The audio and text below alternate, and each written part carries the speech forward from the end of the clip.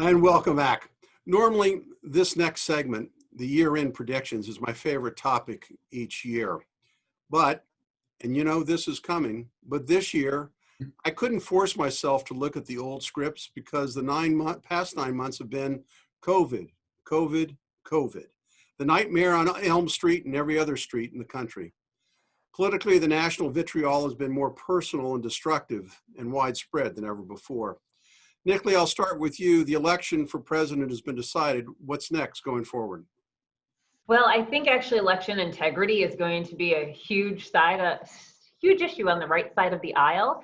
I think the lesson to all these states who needed to stop voting in the middle of the night because they weren't happy with the results and couldn't seem to count their votes right, perhaps even still today, the lesson to them is to be more like Florida. Florida 20 years ago, as we all know, was a mess. But they've undertaken reforms and they had all of their state's votes counted by 8:30 on election night.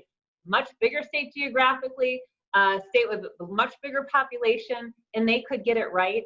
So why on earth can't some of these other states in question, like Georgia, Michigan, Pennsylvania, Nevada, Arizona? So I think this is going to be a very big political issue for some time to come. So, Mike, locally, what do you make of this council? And we have a new president of the council this year, Tom Hucker. How is it going to work with the county executive going forward? Well, it hasn't worked well with the county executive so far, and I think that I don't see any indication that that's liable to get much better.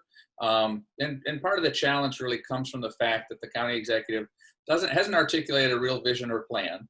And so you've got now a council that's term limited, or has four of the folks who are term limited, who look at that and go, well, this is a great opportunity for me to articulate a vision or plan in the absence of anything else. And now you've got a body that's actually trying to lead the county by legislating, which never works well. And so, but I only see, unfortunately, given where we are, given the challenges with COVID, given the financial issues we're going to have, that the county executive has lost his ability to kind of frame where he wants to get us to, which only allows for the council to continue to do this. And so I think you're going to continue to see, unfortunately, a fair amount of discord between the executive branch and the county council in the coming 18 months, setting up for the primary. So in the next election cycle, are we going to expand the council from 9 to 11 members? So there'll actually be 6 vacancies, vacant seats? That's the plan. So we've got to redistrict that now. And the interesting thing will be to see how that comes into effect with the term limitations. Because if you've now drawn different seats, how does that then correlate if I'm running for a different district than I was in previously? And I don't know the answer to that question yet, but you may end up with a number of folks who, through incumbency, wouldn't be able to run, who may be able to, at the same time when you were trying to open up the opportunity for folks who would have been able to run in places that had not previously been able to do so. And so I think it's going to set up some really interesting challenges as we try to redraw those lines and then figure out who can run for what. Thanks, Mike. Mark, we just finished a segment on the COVID restrictions. Have people kind of just accepted them and learned to cope with them? I think that you touch on where there's a very deep schism, divide among people. I mean, even within families, you'll talk to people for whom the restrictions have had very little impact. They're perfectly, prepared to do it. They're able, if they're working, they're able to do so remotely. And those for whom this has been an absolutely catastrophic period. And the division is very, very sharp. And I think it's important, perhaps collectively, we all recognize the fact that exists, and they're real losers in this whole, and losers in the sense of people who have been really strongly disadvantaged by this and are not happy to sort of accept the restrictions as they've been promulgated. Thank you, Mark. Sam, one of the things we haven't talked about, because even though this is a political show, is the division amongst people over their politics, and there seems to be a lot of divisiveness. Is that going to change with the change of the administration?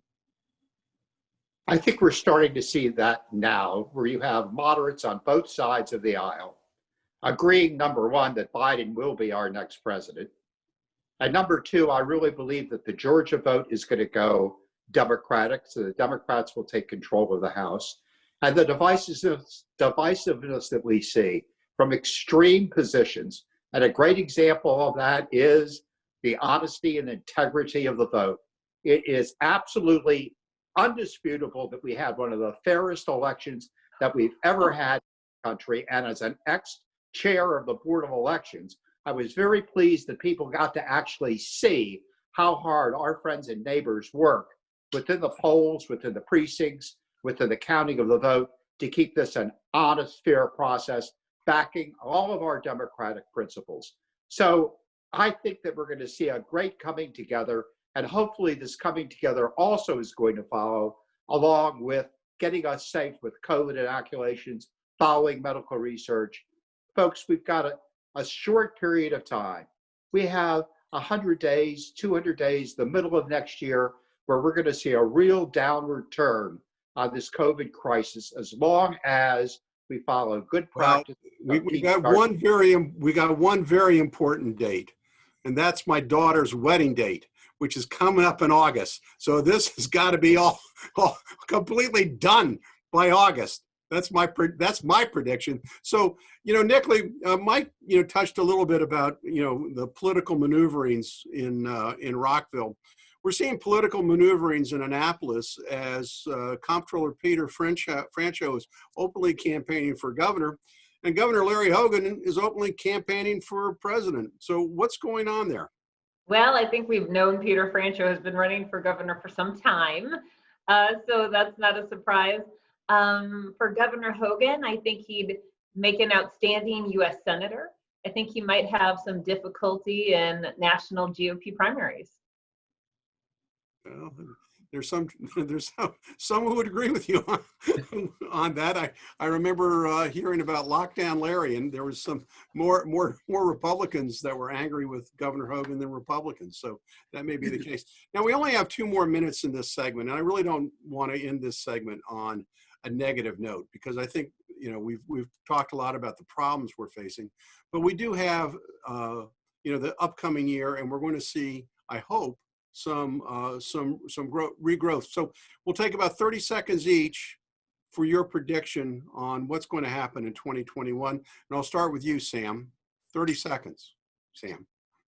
Casey, I'm going to predict that all 3 branches of our government are going to come together and follow the Constitution and pass rules, regulations, legislation that will benefit all of our citizens and follow the Constitution of this country, which, as we all know, especially if you go up to New York and you see that burning flame of the Statue of Liberty, that we're going to have a better year.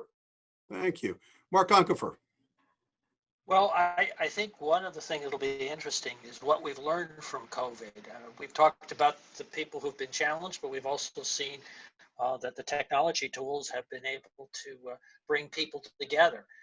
And so it'll be interesting to see what lessons we learn from that, and the kind of changes that are more of a permanent nature, as a result of our all learning how to log on to Zoom. Thanks. Mike Knapp, your parting shot, not your thoughts on 2021, excuse me. I think that as we all begin to emerge, as the vaccine continues to spread, that we're going to see some very interesting science to see how communities come together to rebuild. They're going to overcome the challenges that we've had, and they're going to be very innovative using the technologies and things that Mark has indicated, and we're going to build things that we never anticipated before in ways we've never conceived of. And lastly, Nicolee, your thoughts for 2021? I think Sam Statland is going to kick off the new year by thanking President Trump for the Trump vaccine. Don't hold your breath. So when we come back from the short break, stay tuned for parting shots.